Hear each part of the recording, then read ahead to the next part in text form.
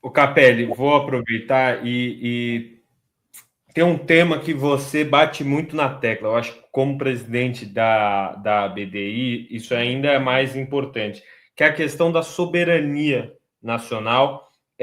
Acho que para além do discurso, como uma ideia de política pública.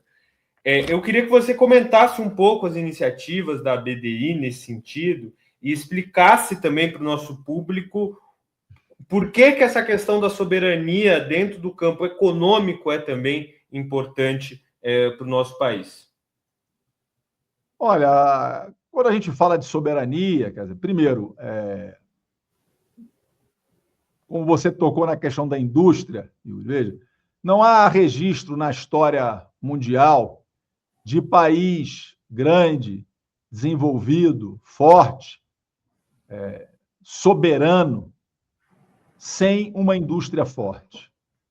O que está por trás dessa tensão, dessa crescente, melhor dizendo, tensão geopolítica internacional é a tentativa dos Estados Unidos a tentativa dos Estados Unidos de se reindustrializar, enfrentando a perda que sofreu para a Ásia, sobretudo para a China, a Ásia sob liderança da China.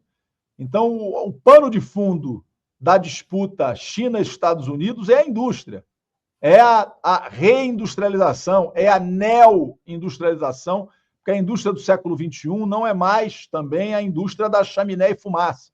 É uma nova indústria que trabalha com novos paradigmas, com novos conceitos. Então, defender a soberania, defender um projeto nacional de desenvolvimento que tenha a indústria como centro no Brasil é estratégico para que o país possa se desenvolver. Porque a gente não vai conseguir fazer do Brasil um país desenvolvido, um país, como o presidente Lula sempre fala, de classe média, sem ter uma indústria. Para te dar uma ideia, quando a gente fala do emprego, do salário médio no agro, nós estamos falando de R$ 1.500, R$ 2.000, R$ 2.500.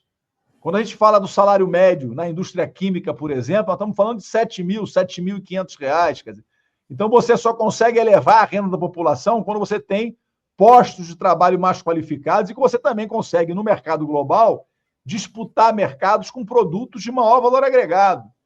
A gente vender soja para comprar inteligência artificial, essa conta não fecha, não vai fechar nunca. Então, a indústria tem papel estratégico e, nesse caso, eu digo para vocês que não é uma questão de... quando a gente fala de um projeto para a indústria nacional, que está em curso agora, com Nova Indústria Brasil, com crédito, enfim, a política liderada pelo vice-presidente, ministro Geraldo Alckmin, quer dizer, a indústria voltou a crescer, voltou a se desenvolver no Brasil. Agora, quando diz respeito à indústria, as ameaças que a gente tem, elas não correspondem necessariamente às disputas geopolíticas internacionais, porque, por exemplo, a nossa indústria hoje aqui no Brasil ela é muito pressionada pela indústria chinesa, por exemplo, que, pelo volume de produção colossal que tem, consegue mergulhar nos mercados globais, ameaçando as indústrias de todo mundo. Então, sempre que eu recebo aqui a indústria e as entidades de representação da indústria, quase sempre tem uma pauta fixa relacionada à competição chinesa. Então, é um desafio complexo, não é um desafio simples. O governo voltou a ter política industrial, o BNDES tem batido recorde atrás de recorde de financiamento da indústria.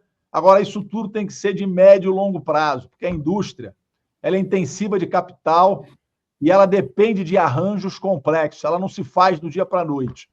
Mas acredito que a gente voltou a retomar um caminho próspero para a indústria brasileira, reduzindo carga tributária com a reforma tributária, simplificando processos, ampliando o crédito, fechando acordos comerciais, agora como o Mercosul, União Europeia, que tem esses solavancos, mas eu tenho confiança que vai avançar. Então, a indústria é estratégica para o Brasil e ela tem tudo a ver com a soberania. Soberano, para ser soberano, o país precisa ser desenvolvido. E não há desenvolvimento sem indústria.